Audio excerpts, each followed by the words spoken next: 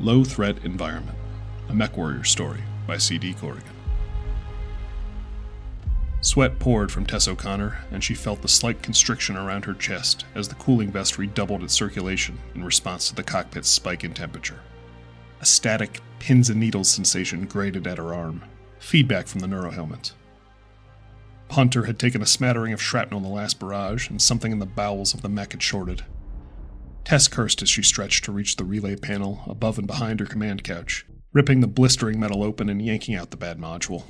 Systems suboptimal, the computer's voice chimed. Shut up, Betty, Tess muttered. At least the neurostatic was gone. Mick screamed across the comms, alarms blaring in the background as his rifleman whipped around. The rotary autocannon 5s bolted to each arm spun up to speed, a blur of impending violence as his mech's fire control computer locked into its targeting solution. The 75-ton war machine passed out of view as Tess hauled Punter around to deal with her own problems, but she heard his twin Rack 5s rip a constant stream of thunder into the ash-streaked sky, and the whole crater was lit up with the harsh glare of Mick's muzzle blast. Slash one, Mick called, but his voice was still strained. Tess saw a fireball guttering through the leaden clouds of Findal 4B, an aerospace fighter cut down before it could strafe their position. Those clouds, a churning, metallic particulate soup of a storm, were the worst-case scenario for a MechWarrior. The rifleman's enhanced sensors were feeding data to the rest of the Lance, but even they were stretched beyond their limits. Ghost contacts appeared, scattered, and vanished from Tess's scope, but she knew she'd seen.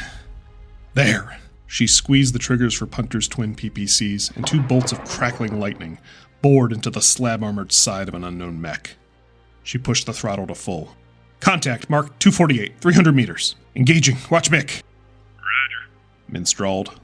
The burly man helmed a bushwhacker that he affectionately referred to as Marla, and he rippled off a wide spread of SRMs in the general direction Tess had flagged, followed by a strobing scythe of his pulse laser. They were fighting at a disadvantage with the captain's Victor decapitated, but they couldn't leave the lumbering but vital rifleman to defend for itself. Tess would have to run down the contact solo. Her uziel, Punter, was the lightest machine in their Lance, just a notch below Marla. But Punter was fast, and her baby packed enough fireworks to make even an assault mech regret giving her a clean shot. She switched over to an open comm. Bastards! She snarled into it, knowing her quarry would hear her if they were near.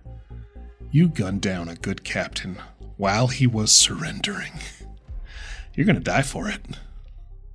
She wove between the charred wrecks of the convoy, using the columns of oily smoke billowing from the tracked vehicles to break up her approach.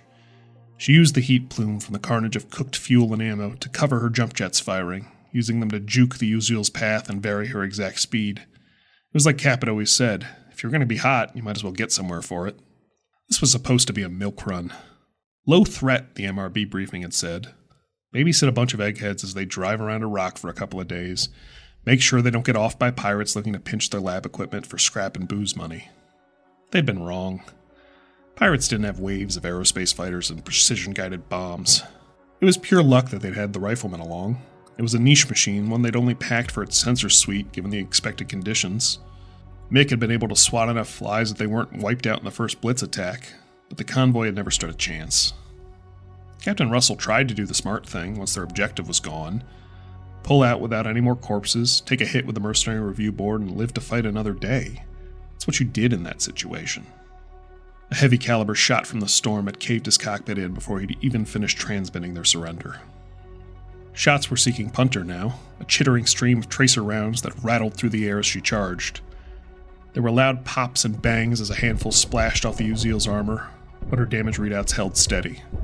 She answered with a volley of SRMs from Puntel's dorsal rack, the stubby dumbfire missiles spiraling out of visibility into the storm. Her shots missed, but the explosion backlit a silhouette in the murk, and she cried out with savage glee as she rippled off a 1-2 shot with her PPCs. The first artificial lightning bolt caught the target square, energy sparking and grounding in a wild display across the mech's armor and the billions of metallic dust motes that swirled around them.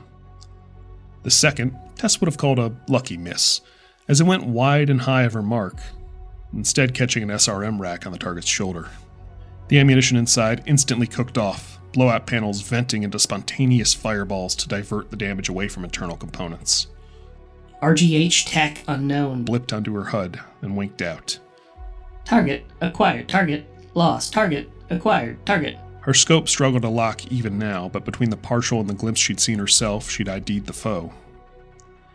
Roughneck, unknown variant, Tess reported back to her lancemates. All white, no markings. Fucking cowards.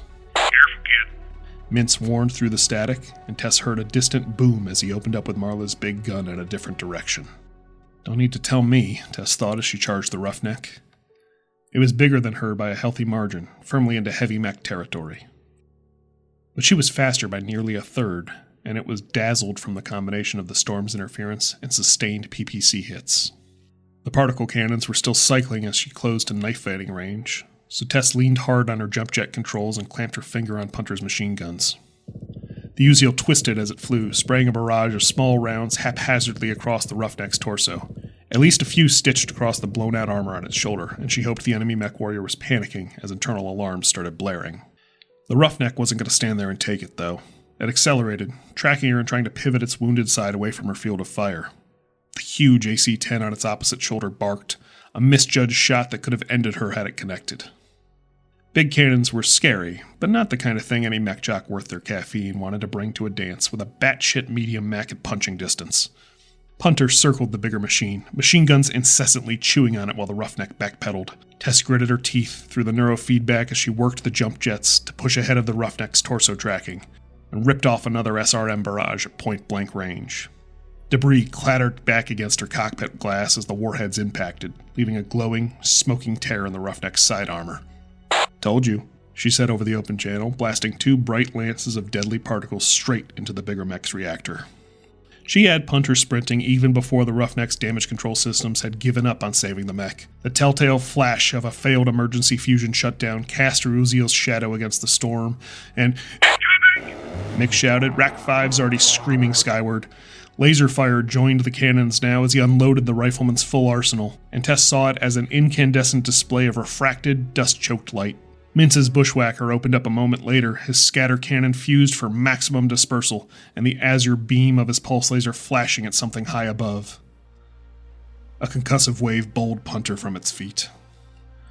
The vertigo from the Neuralink was almost worse than taking a 2-story ride into the dirt strapped inside a tin can, Tess thought as she came to. Her vision swam as she wrestled the mech's limbs into order. Calling out first to her lance channel, then to the Leopard dropship that was supposed to be on station somewhere up above. They'd only been able to raise it every few days with the storm, but maybe. Only the soft, insistent tones of her damage monitors answered. Tess O'Connor surveyed the crater as Punter regained its feet. The blast wave had cleared the particulates out of the immediate area, though even now the storm was collapsing back down upon her. Mintz and Mick were dead, that much was clear. The crater floor was pockmarked with the telltale signs of a saturation bombing run. Pools of burning napalm and melted armor congealed into scarred furrows in the ground, and the misshapen masses at the center weren't even recognizable as mechs anymore. Target acquired. Target acquired. Target acquired. Fighting back the burning in her eyes, Tess whirled Punter around to see 3 ghostly titans, stark white against the storm's shadow, without a single identifying mark among them, cresting the crater's far ridge. The smallest of them was a mad dog, a storied beast the periphery had seen plenty of during the clan invasion, and no less deadly today. It bristled with missile tubes, and a warning tone from Punter had Tess pushing the throttles to maximum and diving for the cover of the wrecked convoy once more. The Mad Dog's warheads plastered the area around her, rattling her cockpit as whole sections of the uziel's armor sloughed off. It wasn't her focus, though. The final 2 mechs had made her heart drop. CP-11-A-DC.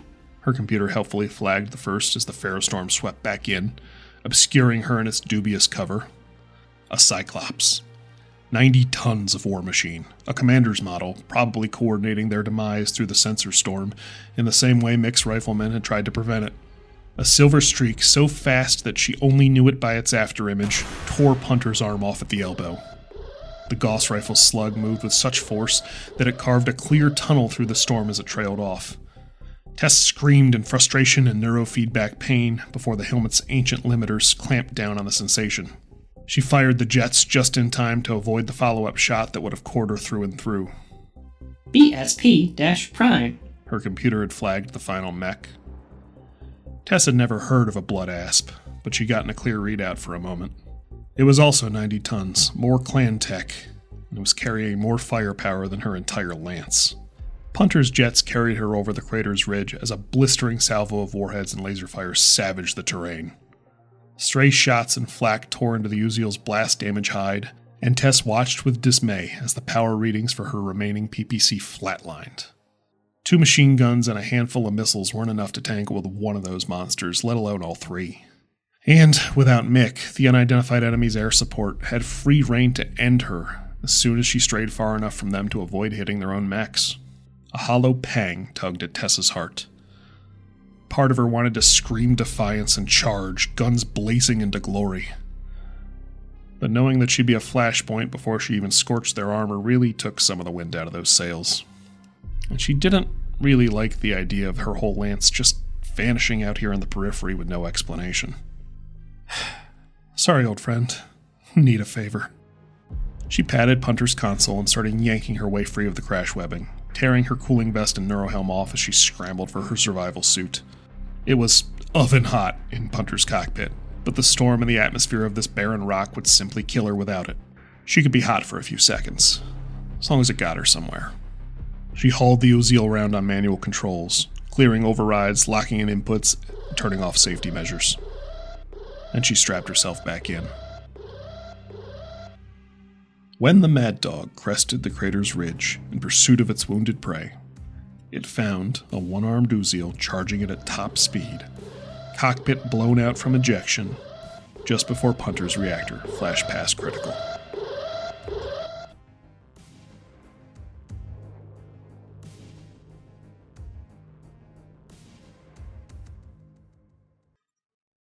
Welcome back, friends, to the channel for the new year here. Welcome. Hello once again. I'm CD Corrigan, author, game designer, artist, etc., etc. I hope you enjoyed a little dip into the MechWarrior Battletech world. This is one I've been wanting to do for a long time. I am a huge MechWarrior fan. So, this was kind of been on my back burner for a long time and really wanted to do it. You guys seem to like it when I do these audio short things. And so that is kind of on my roadmap to do more of these throughout 2025 and potentially beyond. I think we'll probably skip around to just different franchises, IPs, universes, whatever, that I'm most familiar with and I get excited about, and that I can kind of have some fun with. I know, I've heard you. I've heard you. I know you guys are asking for more Trench Crusade. I know I promised a part 2 on that one. It's in process. That is an extremely cool universe, but it is also all brand new to me because it's all brand new to everything, everywhere, all the time. And honestly, the biggest delay there is just the fact that I have not had time to sit down and study all of the lore that has come out since I started that story. I do plan to finish it. I would love to do more shorts in that universe, and that actually might be easier than trying to do a multi-parter. I don't know what I was thinking there. I think I'd assumed that like a lot more of the lore had been set when I wrote that, as opposed to like, oh no, they're just getting started. Oh God. So it might even be easier to do more shorts like this in the meantime. Anyways, that community's been awesome. I appreciate all the feedback and support I've gotten on that video and plan to do more there.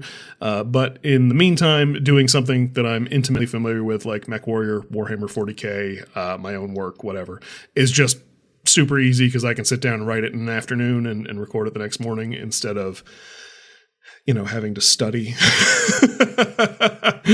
But I'm as excited about Trench Crusade as a lot of you guys are. And just rest assured, more will come out there as I am able to do so. It has been incredibly busy here the last couple of months at Hounsong Games. I've got a new book coming out. It's called The Memory Thief. I'll put up the latest cover art there. I'm still kind of touching that up. I did my own cover art. Woo! That was kind of fun. That worked out. Because I'm an artist too. Haha. I don't know if I'm going to have time to paint a MechWarrior art for this one. I want to. I should. I've got a lot of paying clients that need me to do other things, though. Anyways, yeah, so The Memory Thief is coming out here in a couple of months. So there was a whole back end thing of like getting that across the finish line and, getting the artwork done and all that kind of thing. We've got adventures coming out for Relict. We're spooling up for more Nick's Archive coming out, our actual play show. I've got to write like 500,000 words this year, so I'm writing like crazy every day. It just may not be things that people can see for a while. But that's how it's going. Anyways, Trench Crusade will come. That was my point there. There you go. And more things are happening constantly besides all good things, mostly. Well, some crazy things, but all good things for the most part. And it's been really cool. Anyhow, I'm rambling. Welcome back to the channel. Thanks for stopping by. If you have a franchise that you would like me to maybe do a little short in at some point, and you want to suggest it down below, that'd be a great comment, fodder, engagement section thing that I could look at and get some ideas from. If you... Oh, that was the other thing. Yeah, there's a mystery in this story. Did you catch it? Some of you might, if you're a fan of, I don't know, maybe a certain text man who talks might know of another story of mysterious all-white things in the MechWarrior universe. Who do you think? I actually have a unit in mind of who our poor Tess O'Connor and her Lance might have run afoul of here. They're not official in any capacity, but like I tried to like read through the lore for a little while and be like, okay, it could have been here, it could have been at this time, it could have been on this planet. So this is not a canon event in the MechWarrior universe, but it could have been. You don't know. All right. If you have any thoughts on that front, or if you come up with a better idea and we can just say that it was that, put it down below. And otherwise, like, share, subscribe, blah, blah, blah, blah, blah, and we will see you next time. I'm good at sign-offs.